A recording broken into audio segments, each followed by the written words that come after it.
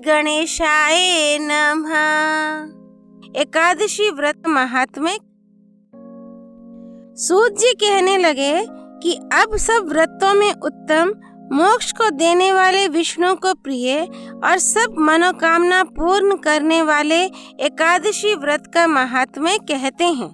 कृष्ण पक्ष और शुक्ल पक्ष दोनों एकादशियों को अन्न नहीं खाना चाहिए। एकादशी बालकों की माता के समान और रोगियों की औषधि के समान रक्षा करती है। एकादशी के व्रत से बड़े बड़े यज्ञों से भी अधिक फल मिलता है।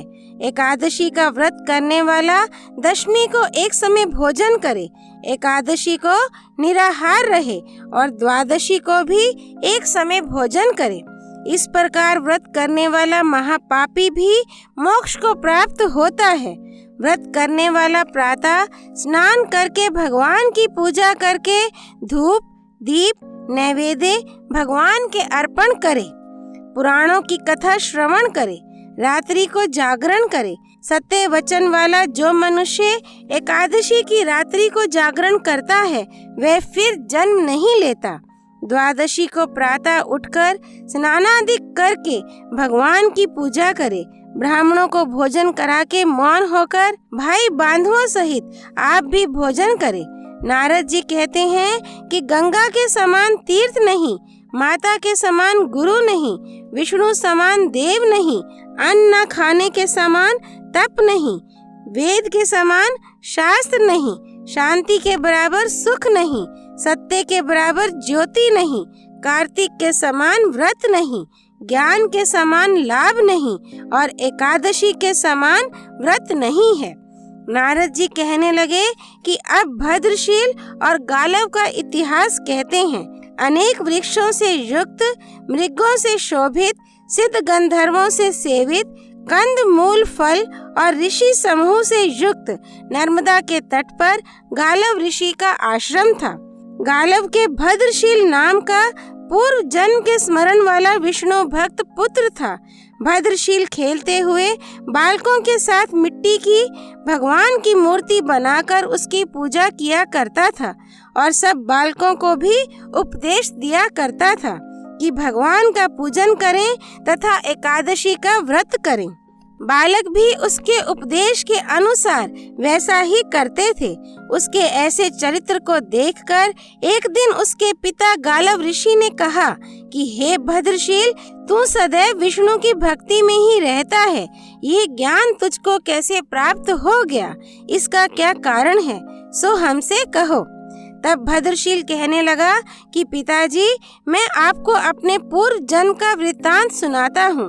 पहले जन्म में मैं चंद्रवंश में उत्पन्न हुआ तथा दत्तात्रेय से शिक्षा ग्रहण की।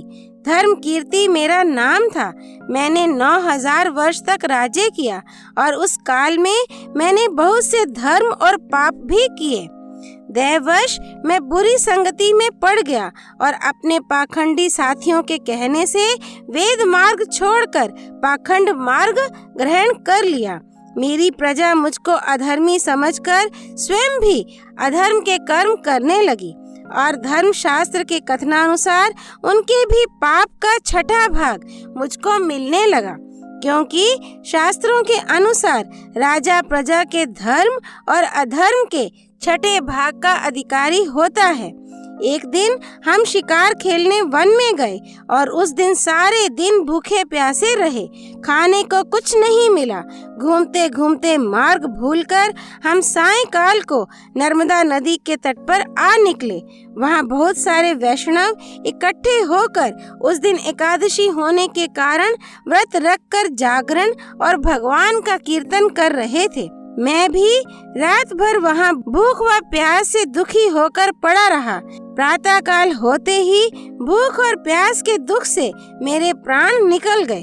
तब उसी समय यमराज के दूत मुझको पापी समझकर मारते पीटते यमराज के पास ले गए। यमराज ने चित्रगुप्त से मेरे सब पाप पुण्यों का लेखा पूछा। तब चित्रगुप्त ने विचार कर कहा कि यह यद्यपि बड़ा भारी पापी है, किंतु इसने एकादशी का व्रत किया और उसी से इसके प्राण निकल गए। इस कारण इसके सब पाप नाश हो गए। तब यमराज मेरे सामने खड़े होकर और हाथ जोड़कर कहने लगे कि क्षमा करें, हमसे भूल हो गई। ऐसा कहकर यमराज दंडवत नमस्कार करने लगे और अपने दूतों को धमकाकर बोले कि मेरे वचनों को सुनो। जो मनुष्य भगवान का भक्त हो, कृष्ण, गोविंद, मुकुंद, हरि, शिव, दामोदर, वासुदेव आदि भगवान के नामों का जाप करता हो, उसको कभी हमारे पास मत लाओ। इसने एकादशी का चाहे अनजाने में ही व्रत किया, किंतु उतने से ही इसके सब पाप नाश हो गए। यमराज ने फिर मेरा पूजन किया और सुंदर विमान में बैठाकर विष्णु लोक को भेजा। हजारों वर्षों तक विष्णु लोक में रहकर फिर उतने ही वर्ष इंद्र लोक में रहा। उसके पश्चात इस पृथ्वी पर आकर आप जैसे तपेश्वर के घर में जन्म लिया। सो हे तात, इसी कारण से मैं सदैव भगवान विष्णु की पूजा में रत रहता हूँ और सदैव एकादशी का व्रत करता हूँ। पुत्र के ऐसे वचन सुनकर गालव ऋषि को बड़ी प्रसन्नता हुई और कहने लगे कि मैं धन्य हूँ जो ऐसे विष्णु के भक्त ने मेरे घर जन्म लिया। सूत जी कहते हैं कि जो मनुष्य इस कथा को पढ़ता या सुनता है वह भी विष्णु लोक को प्राप्त होता है। राजा पृथु पूछने लगे, हे नारद जी, कार्तिक का मास और एकादशी तिथि किस कारण उत्तम मानी गई है?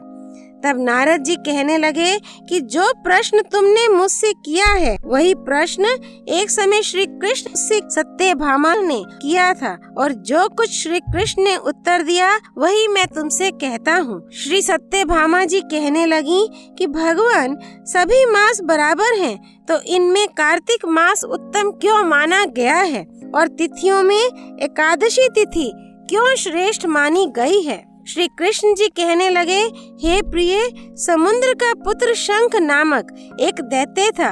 वह इतना बलवान था कि उसने इंद्रादिक देवताओं को स्वर्ग से निकालकर उनका स्थान आप ले लिया। देवता लोग डर के मारे अपने बाल बच्चों सहित सुवर्ण पर्वत की कंदराओं में चले गए। तब दैत्य ने सोचा कि मैंने देवताओं का स्थान तो ले लिया, किंतु देवता जीते नहीं गए। सो प्रतीत होता है कि देवता वेद मंत्रों से ही बलवान हैं, इसलिए मंत्रों सहित वेदों को हर कर ले आऊं। उसका ऐसा विचार जानकर वेद दैत्य से डरकर समुद्र के जल में चले गए। बहुत ढूंढने पर भी दैत्य को ना मिले। तब सब देवता ब्रह्मा आदि सहित संसार को वेदहीन समझकर विष्णु भगवान के पास गए और उनको जगाने के लिए गीत वाद्य आदि क्रिया की और भगवान के जगाने पर आह्वान, आसन, पाद्म, अर्घ्य, आचमन, स्नान, वस्त्र, यज्ञोपवीत, चंदन, पुष्प, धूप, नैवेद्य, तांबूल, प्रदक्षिणा व नमस्कार, इन 16 सामग्रियों से भगवान की पूजा की। तब भगवान प्रसन्न होकर देवताओं से कहने लगे कि हम तुमसे अति प्रसन्न हैं, इसलिए हम शंखासुर को मारकर चारों वेदों को लाएंगे। परंतु आज से वेद बीज मंत्रों सहित कार्तिक मास में जल में रहेंगे। सो जो कोई कार्तिक मास में जल में स्नान करेगा उसको यज्ञ के अंत के स्नान का फल प्राप्त होगा।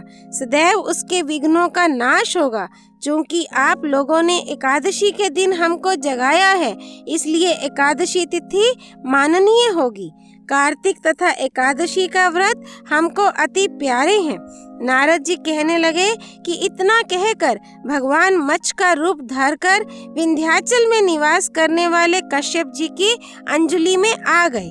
कश्यप जी ने उनको कमंडल में डाल लिया। जब कमंडल भर गया तो मत्स्य रूप हो भगवान कहने लगे कि हमको कोई बड़ा स्थान चाहिए। तब कश्यप जी ने उनको घड़े में डाल दिया, फिर तालाब, नदी और समुद्र में डाला। भगवान धीरे धीरे समुद्र में भी बढ़ने लगे। तब मत्स्य अवतार भगवान शंखासुर को मारकर बद्री नारायण के आश्रम पर आए। वहां भगवान ने देवताओं को आकर बताया कि हमने शंखासुर को मार दिया है और ऋषियों से कहा कि समुद्र में वेदों को ढूंढो। हम तब तक देवताओं सहित प्रयाग में निवास करेंगे। फिर ऋषियों ने वेदों को अंगों सहित छंद, व्याकर, कोश, वैद्यक, ज्योतिष और स्मृति तपोबल द्वारा समुद्र से डुबकी लगाकर निकाला। जो वेद जिस ऋषि को मिला उस भाग का तब से वही ऋषि हुआ। ऋषि इकट्ठे होकर प्रयाग में देवताओं से मिले और ब्रह्मादिक देवताओं ने आनंदित होकर अश्वमेध यज्ञ किया।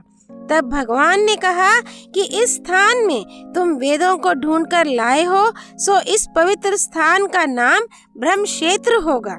किसी काल में सूर्य वंश का राजा अपने तपोबल से श्री गंगा जी को यहाँ पर लाएगा और यहाँ गंगा व यमुना के संगम से ये स्थान तीर्थराज कहलाएगा।